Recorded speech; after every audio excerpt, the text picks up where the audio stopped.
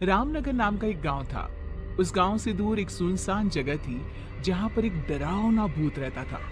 उस भूत ने अपने घर में तरह तरह के रंग बिरंगी फूल उगा रखे थे, जिन्हें वो टोकरे में भरकर आम आदमी के रूप में बेचने के लिए ले जाया करता था। रामनगर के पास ही में एक बस स्टैंड था, जहां एक दिन वो भूत एक आम आदमी के रूप में अपना फूलों से भरा टोकरा लेकर जाता है और बोलता है, अरे वाह, फूल बेचने के लिए ये जगह तो सबसे बढ़िया है। यहाँ तो बहुत से लोगों का आना जाना लगा ही रहता है। तभी वहां एक बस आकर रुकती है और भूत जोर जोर से आवाजें लगाने लगता है। फूल ले लो, फूल सुंदर सुंदर रंग बिरंगी फूल ले लो, फूल। तभी बस में बैठा एक आदमी फूल वाले को बुलाता है। अरे फूल वाले भैया, ये लाल वाले फूल कैसे दिए हैं? साहब, ये लाल फूल है 10 रुपए में एक। अरे भाई, 10 रुपए में सिर्फ एक? इतने में तो एक पूरी माला आ जाएगी। अरे साहब, चलिए आपको 10 रुपए में 2 फूल दे देता हूँ। घर जाकर अपनी धर्मपत्नी जी को दीजिएगा। ये लाल फूल देखेगी तो वो बहुत बहुत खुश हो जाएंगे। बस में बैठे कुछ और लोग भी उससे फूल खरीद लेते हैं और बस वहां से चली जाती है। भूत हंसते हुए बोलता है, आज तो मजा ही आ गया। मेरे काफी फूल बिक गए। अरे इन सब लोगों को क्या पता कि मेरे इन फूलों की खुशबू जो भी सुंदर औरत लेगी वो मेरे वश में हो जाएगी, और इन फूलों का असर सिर्फ सुंदर औरतों पर ही होगा, और वो सब छोड़ छाड़ कर मेरे पास भागी चली आएंगी।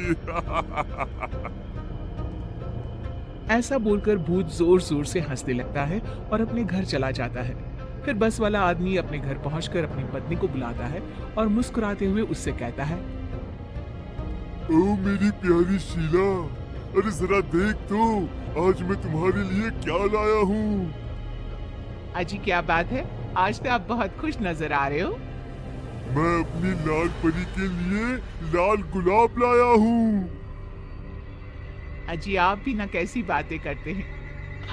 ये गुलाब तो सच में बहुत सुंदर है। इसकी खुशबू से तो पूरा कमरा ही महक उठा। ये कहकर शीला फूल अपने बालों में लगा लेती है। फिर रात को वे दोनों अपने कमरे में सो जाते हैं। आधी रात होते ही शीला अपने घर से निकलकर भूत के पास पहुंच जाती है। अरे वाह, मेरे फूलों की खुशबू आखिर तुझे मेरे पास ले ही आई। फिर भूत शीला को एक कमरे में बंद कर देता है। तभी 2 और सुंदर औरतें वहां आती हैं। वे औरतें भी उस भूत के वश में होती है। भूत उन्हें भी ले जाकर शीला के साथ कमरे में बंद कर देता है। अगले दिन भूत फिर से आम आदमी का रूप लेकर बस स्टैंड पर फूल बेचने के लिए जाता है, और तभी लोगों से भरी हुई बस स्टैंड पर आकर रुकती है। फूल ले लो, फूल सुंदर सुंदर खुशबूदार रंग बिरंगी फूल, हर तरह के फूल है मेरे पास। फूलों की माला, फूलों का गजरा, जो भी पसंद आए वो ले लो। अभी बस में 2 दोस्त रामू और श्यामू बैठे होते हैं। अरे फूल वाले, एक सुंदर सा गजरा तो देना भाई। अरे वाह रामू, क्या बात है, भाभी जी के लिए गजरा?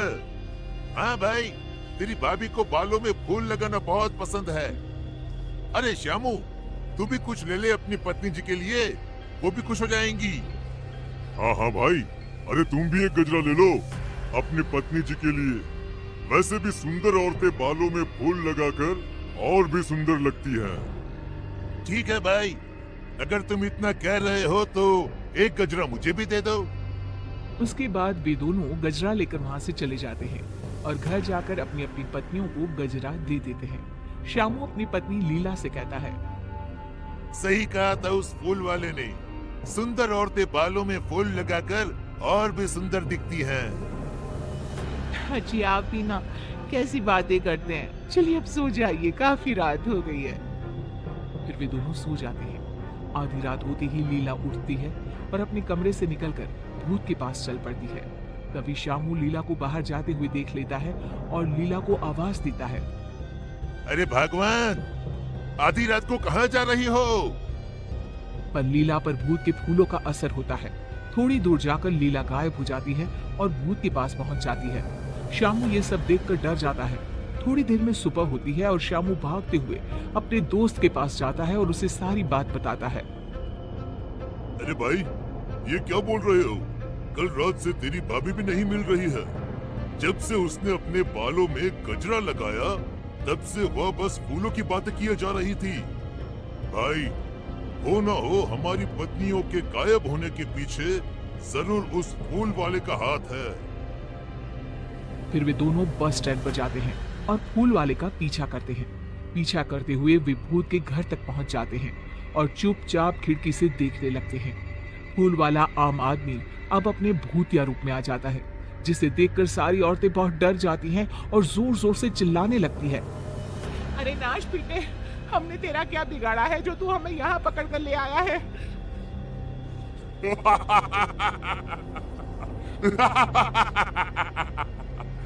तुम सुंदर औरतों के खून से ही तो मेरे इन सुंदर सुंदर फूलों को शक्ति मिलती है।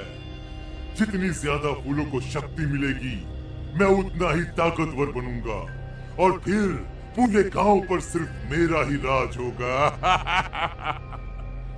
आज आधी रात को ही मैं एक एक करके तुम सारी सुंदरियों का खून अपने फूलों में डालूंगा।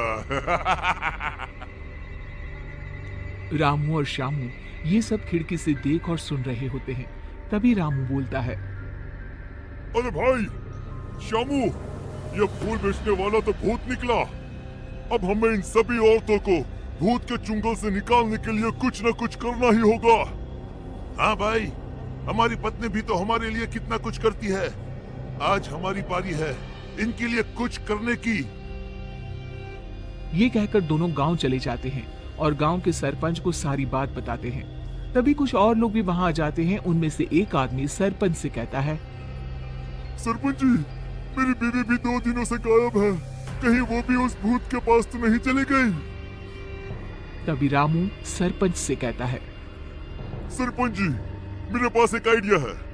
क्यों न मैं और श्यामू औरत के रूप में किसी तरह उस भूत के पास चले जाए और मौका मिलते ही उसके बगीचे से फूलों को तोड़ दे। अपनी पत्नियों को बचाने के लिए तुम सब उस शैतान भूत से भी लड़ने को तैयार हो। ये देखकर मुझे बहुत खुशी हो रही है। अरे भाई, रात होने वाली है।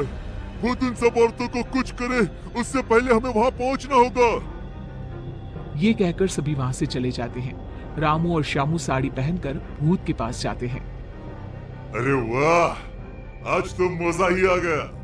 तुम दोनों कितनी सुंदर हो कि सबसे पहले मैं तुम दोनों का ही खून अपने फूलों में डालूंगा। भूत ये कहकर जोर जोर से हंसने लगता है। अरे मर गया रे नास पिटा, अरे सबसे पहले हमें ही मार डालेगा।